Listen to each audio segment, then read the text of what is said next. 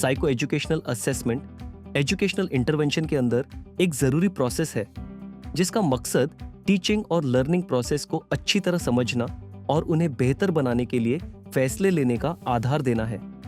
इसे एक बार का काम समझने के बजाय एजुकेशनल इवेंट्स के बारे में जरूरी जानकारी इकट्ठा करने और एनालिसिस करने पर आधारित एक लगातार, सिस्टमैटिक और मिलकर किया जाने वाला प्रोसेस माना जाता है।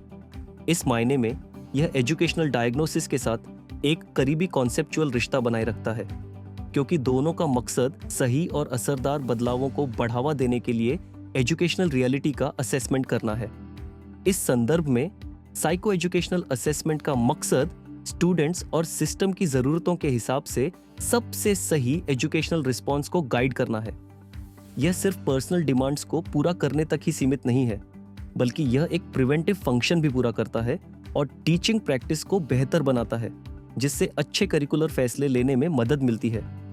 इसके लिए जरूरी जानकारी को प्रायोरिटी देना और प्रोफेशनल्स, परिवारों और एजुकेशनल इंस्टीट्यूशंस के बीच असेसमेंट को एक शेयर्ड प्रोसेस के तौर पर समझना जरूरी है।